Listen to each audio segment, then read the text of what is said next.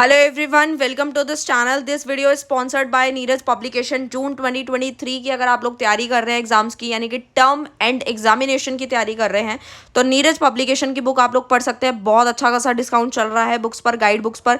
500 से ज़्यादा की बुक्स आप यहाँ पे परचेज करते हैं तो आपको 50% का डिस्काउंट मिलेगा। और साथ ही साथ अगर मैं आपको एक प्रोमो कोड देती हूँ, अगर आप वो भी यूज़ करते हो तो आपको एक्स्ट्रा डिस्काउंट मिलेगा। उसके लिए आपको एक कोड यूज़ करना पड़ेगा। कोड मैं बता देती हूँ, NEP 2023 यूज़ करें और आपको और भी एक्स्ट्रा डिस्काउंट मिल जाएगा। इससे आपको करना क्या है, नीरज पब्लिकेशन की ऑफिशियल वेबसाइट पे जाना और जाके ऑर्डर कर देना। कोई भी गाइड बुक आप परचेज करना चाहते हैं तो आप वहाँ जाके इजीली कर सकते हैं। तो डिस्क्रिप्शन में लिंक है, तो देरी किस बात की, जल्दी से जाओ और उसको परचेज करो।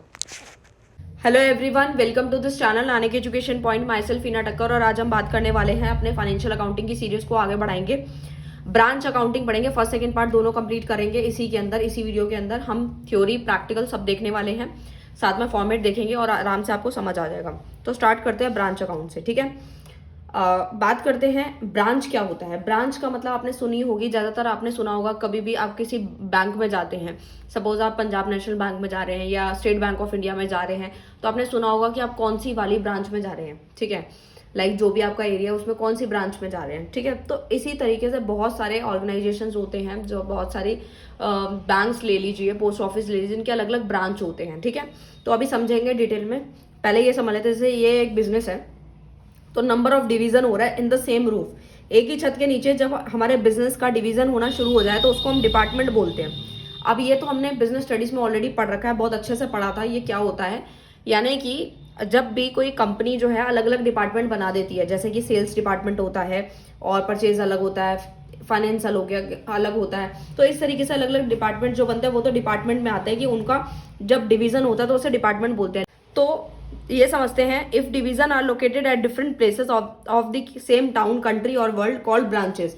अब ये ब्रांचेस क्या होती है, जैसे आपने पेड़ की ब्रांचेस सुनी होंगी, जस्ट लाइक दैट ऐसे ही ब्रांच अकाउंट होती है। यानी ये अकाउंट के अलग अलग ब्रांचेस की बात करने वाला है। वो किस तरीके से, यानी कि जब डिवीजन हो जाता है डिफरेंट प्लेसेस का ऑफ द सेम टाउन, किसी सेम टाउन में, जैसे आप लोग स्कूल में देखते होंगे, आप लोग स्कूल जाते हैं, आपके जैसे for example Delhi public school है या कोई आपका कालका पब्लिक स्कूल है, वट एवर, कोई सब स्कूल है, उसकी अलग अलग ब्रांच होती है अलग अलग जगह पे। तो वो भी क्या है, वो भी ब्रांच अकाउंट है, राइट। तो इसी तरीके से ऑर्गेनाइजेशंस भी होती है, जैसे मैंने यहाँ पे एग्जाम्पल दिया स्नो वाइट का। ऐसे बहुत सारे n नंबर्स ऑफ एग्जाम्पल हो सकते हैं, ठीक है। तो मैंने आप लोगों को ये समझा दिया कि ब्रांचेस बेसिकली होती है, सेम टाउन, कंट्री और वर्ल्ड में हो सकती हैं, ठीक है। जिनको ऑपरेट कौन करता है, हेड ऑफिस करता है, ठीक है।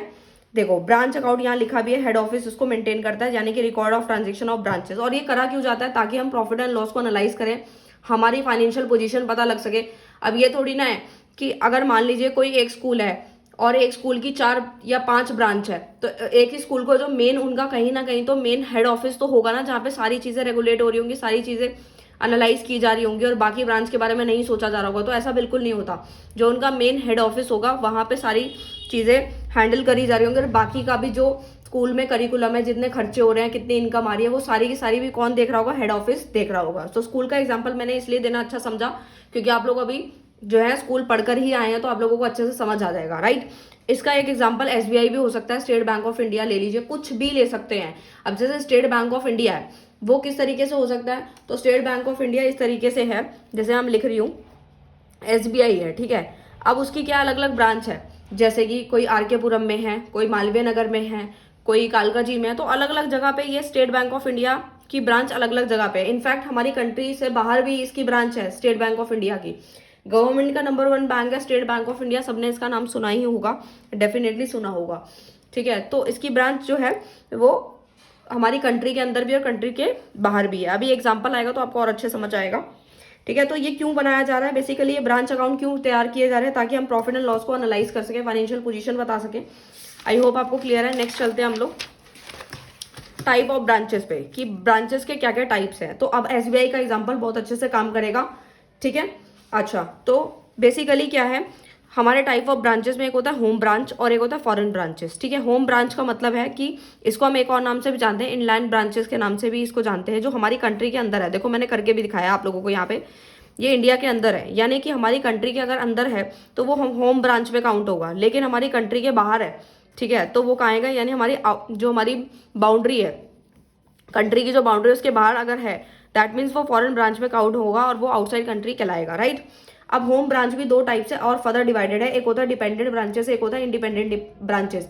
नाम से भी क्लियर है, डिपेंडेंट में क्या होता है कि हम किसी पे, यानी कि वो जो ब्रांच है ना वो किसी दूसरे पे डिपेंड है, किस पे, हेड ऑफिस पे। अब फॉर एग्जांपल मैं आपको समझाती हूँ, जैसे इसको हम एजेंसी ब्रांचेस भी बोलते हैं, जैसे कि ये फुल्ली अकाउंटिंग सिस्टम फॉलो नहीं करती है, ठीक है, सब कुछ खुद से नहीं करती है। Do not purchase goods from open market से अपने गुड्स भी परचेज नहीं करती है। फॉर एग्जाम्पल उसको कोई भी सामान खरीदना है या कोई कोचिंग सेंटर है, आजकल देख रहे होंगे कि जब कोई कोचिंग सेंटर बहुत अच्छे से चल जाता है, बट अगर कुछ भी ले लो, चेन सिस्टम कहाँ से फॉलो हो रहा है, ये ब्रांच ही तो है जो फॉलो अप करी जा रही है।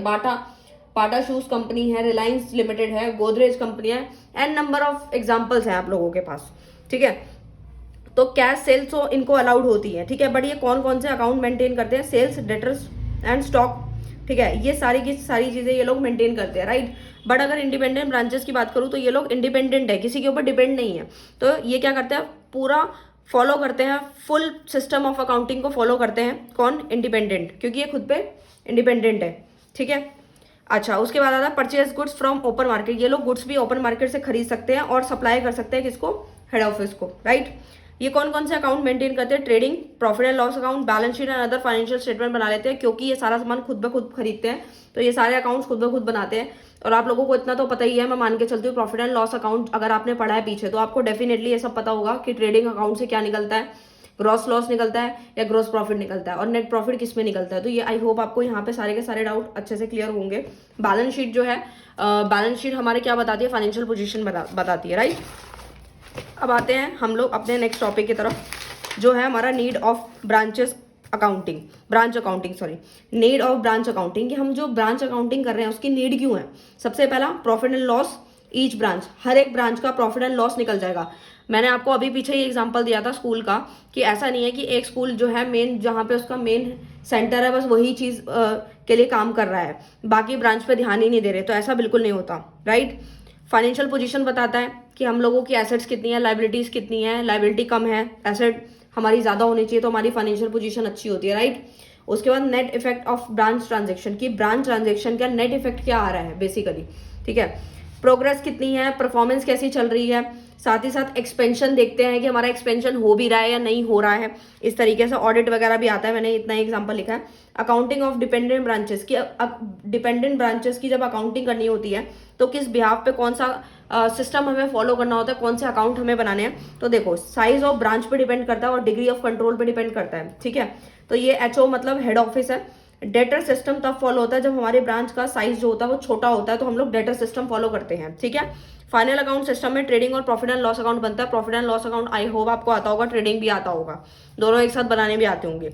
स्टॉक एंड डेटर सिस्टम में क्या क्या बनाते हैं, branch stock account, branch expense account, branch adjustment account, goods send to branch account and P and L, ये सारे के सारे अकाउंट्स बनाते हैं। मैं आप लोगों को सारा फॉर्मेट कराऊंगी, विद क्वेश्चन कराऊंगी, ठीक है। थ्योरी खत्म कर रही हूँ पहले मैं आप लोगों के लिए। नेक्स्ट आता है डेटर सिस्टम, वही जो मैंने आपको बताया। डेटर सिस्टम में दो मेथड आगे फर्दर डिवाइडेड है, एक होता है सीपी, एक होता है आईपी। सीपी मतलब कॉस्ट प्राइस मेथड होता है, और ये होता है आईपी मतलब इनवॉइस प्राइस मेथड, राइट। तो goods are invoice at a price higher than cost. IP के अंदर क्या होता है, जो भी गुड्स इनवॉइस होते हैं वो हमारे हायर होते हैं, किससे, कॉस्ट से ज्यादा होते हैं।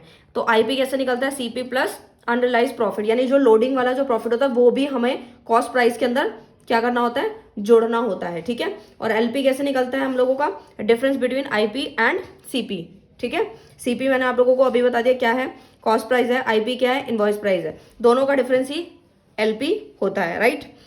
अच्छा, उसके बाद आता है मेमोरेंडम ऑफ डेटर बनाना हो, तो आपको ये जो भी अकाउंट बनाने हैं बस दो चीजें याद रखनी है। आपका डेटर बढ़ेगा तो आप डेबिट साइड लिखेंगे, अगर डेटर कम हो जाएगा तो क्रेडिट साइड करेंगे। जब क्वेश्चन करेंगे एक चीज समझ आ जाएगी। फिर उसके बाद हमारा जैसे ही ब्रांच स्टॉक अकाउंट बनाना तो सेम वही चीज फॉलो करेंगे, स्टॉक बढ़ेगा तो डेबिट करेंगे, स्टॉक घटेगा तो क्रेडिट करेंगे। ब्रांच एडजस्टमेंट आइटम जितने भी होंगे related to loading unrealise profit में काउंट होंगी। और आपको पता ही है प्रॉफिट एंड लॉस अकाउंट क्या है, बेसिकली एक नॉमिनल अकाउंट है जिसके अंदर कौन सा रूल लगता है, debit all the expenses and loss है, credit all income and gains. तो ये तो आपको आता ही है बनाना, बट इसके फॉर्मेट देखना चाहते हो तो वो भी मैं आपको करवा दूंगी विद प्रैक्टिकल, ठीक है। देती हूँ आप लोगों को, बट जर्नल एंट्री के रूल्स वही रहेंगे, ट्रेडिशनल और मॉडर्न। कौन सा वाला मेथड आप अप्लाई करना चाहते हैं कोई भी कर सकते हैं। तो यहाँ पे जर्नल एंट्री रहेंगी कि जो भी गुड्स सेंड किए जा रहे हैं ब्रांच को, for goods send to branch, तो ब्रांच अकाउंट को डेबिट करेंगे क्यों? क्योंकि ब्रांच जो है, ब्रांच के अंदर सामान आ रहा है तो debit what's come in, right. To goods send to branch account को क्रेडिट करेंगे कि जहाँ से ये जो गुड्स भेजे जा रहे हैं तो वहाँ से तो सामान जा रहा है ना, तो क्रेडिट वाज गोज आउट, तो इसीलिए हमने to goods send to branch account को क्रेडिट किया है। तो being goods send to branch, क्योंकि हम लोग क्या करते हैं, ब्रांच में वो सामान को बेचते हैं, राइट। कहाँ से बेचते हैं? जैसे अगर हेड ऑफिस में सामान पड़ा है या किसी दूसरी ब्रांच में पड़ा है तो किसी तीसरी या चौथी ब्रांच को बेच देना। For return of goods to head office, अब बात यहाँ आती है for return of goods to head office. अब यहाँ पे रिटर्न आ रहे हैं गुड्स टू हेड ऑफिस, तो क्या एंट्री होगी? Goods send to branch account को डेबिट करेंगे, टू ब्रांच अकाउंट को क्रेडिट करेंगे। क्यों? क्योंकि ब्रांच अकाउंट से यहाँ से क्रेडिट इसलिए किया क्योंकि यहाँ से सामान जा रहा है, राइट। अच्छा, उसके बाद है for amount send to branch for expenses. अब बात यहाँ आती है कि अमाउंट सेंड किया जा रहा है ब्रांच में एक्सपेंसेस के लिए, तो ब्रांच अकाउंट को फिर से डेबिट कर दिया और बैंक अकाउंट को क्रेडिट कर दिया। क्यों? क्योंकि being cheque send to branch for expenses. फिर नेक्स्ट एंट्री आती है for amount receive from branch. अब अमाउंट रिसीव हो रहा है कहाँ से? ब्रांच से, तो अब पैसा आ रहा है तो आएगा तो बैंक अकाउंट को डेबिट कर दिया टू ब्रांच अकाउंट, ठीक है, कैश या चेक जो भी है। उसके बाद for closing goods send to branch account किया तो क्या जर्नल एंट्री हुई? Goods send to branch account को डेबिट कर दिया, टू परचेज और ट्रेडिंग अकाउंट को क्रेडिट कर दिया, ठीक है, क्योंकि यहाँ पे जो बैलेंस है वो कहाँ ट्रांसफर हो रहा है? ट्रेडिंग अकाउंट में। फिर आता है closing balance of assets of the branch, तो ब्रांच एसेट्स अकाउंट को हमने क्या कर देना? डेबिट। और आप लोगों को एसेट और एक्सपेंस के फेवरेबल बैलेंस पता है क्या होते हैं? डेबिट होते हैं, ठीक है। उसके बाद ब्रांच अकाउंट को क्रेडिट कर दिया। उसके बाद नेक्स्ट आता है for closing balance of liability, को अगर हमने क्लोज करना है तो branch account debit to branch liability account हो जाएगा, राइट। उसके बाद for transferring profit and loss to general profit and loss, तो इफ प्रॉफिट हो रहा है तो ब्रांच अकाउंट को डेबिट टू जनरल पीएनएल, और लॉस हो रहा है तो general PNL debit to branch account. मतलब कुछ नहीं करना, प्रॉफिट का याद कर लेना, लॉस का उल्टा कर देना, अगर आपको रूल समझ में नहीं आते हैं तो, ठीक है। तो इस तरीके से करना है। आओ फटाफट से देखते हैं इसका एक फॉर्मेट क्या रहेगा, ठीक है। उसके बाद एक प्रैक्टिकल देखेंगे इसका क्वेश्चन। तो ये रहे हमारे, ये रहा, ठीक है, हाँ परफेक्ट। हाँ, तो ब्रांच अकाउंट का ये फॉर्मेट है जो आपको अच्छे से समझ लेना है। अगर ये समझ आ गया तो समझ लेना आपका प्रैक्टिकल क्वेश्चन हो जाएगा, और बहुत इजी है ये। डेबिट क्रेडिट आप लोगों को पता है, डेबिट क्रेडिट आ रहा है, ठीक है। ये फिर से स्क्रॉल हो गया, एक मिनट, ये रहा, हाँ आ गया। तो ब्रांच अकाउंट में सबसे पहले ओपनिंग बैलेंसेस डेबिट साइड पे देखो, तो ओपनिंग बैलेंस में क्या क्या आ रहा है? स्टॉक, डेटर, पेटी कैश, छोटे मोटे कैश जो हो गया, फर्नीचर हो गया, प्रीपेड एक्सपेंसेस हो गए, सारे के सारे डेबिट साइड पे आने वाले हैं। और to goods send to branch account, की जो भी गुड्स भेजे जा रहे हैं ब्रांच अकाउंट तो वो आ गया।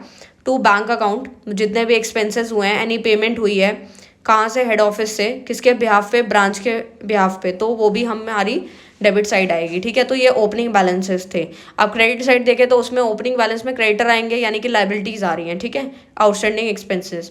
उसके बाद बाय बैंक में क्या आएगा? कोई कैश सेल करी है, कलेक्शन फ्रॉम डेटर्स, डेटर से कुछ पैसा हमने कलेक्ट किया है, पैसा आया है तो क्रेडिट साइड पे ले रहे हैं, ठीक है। खर्चे वगैरह सारा डेबिट पे ले रहे हो।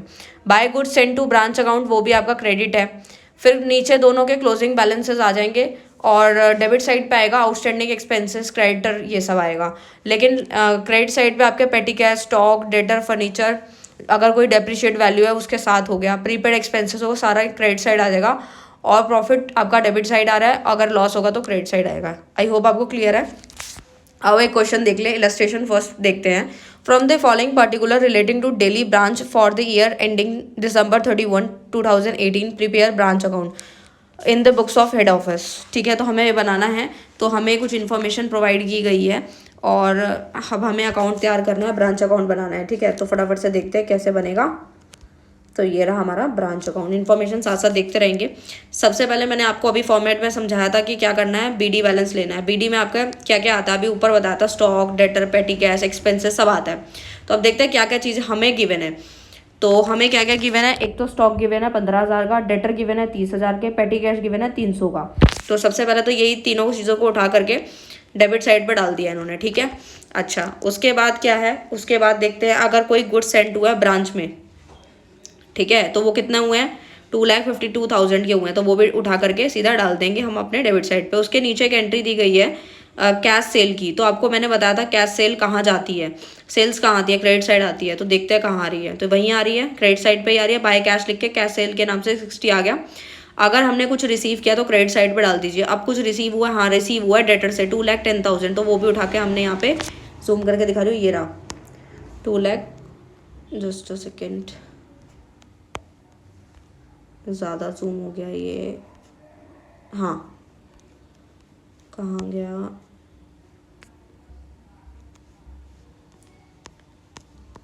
ये रहा, ठीक है।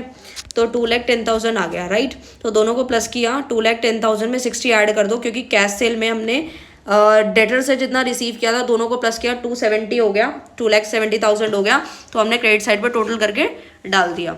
अच्छा, उसके बाद देखते हैं हम लोग हमारे फॉर्मेट में क्या आ रहा था। हमारे फॉर्मेट में क्या आ रहा था, आई होप आपको याद हो गया होगा। कोई भी क्लोजिंग बैलेंस है हमारे, लाइक आउटस्टैंडिंग एक्सपेंसेस क्रेडिटर्स हैं, तो यहाँ आ जाएंगे, ठीक है।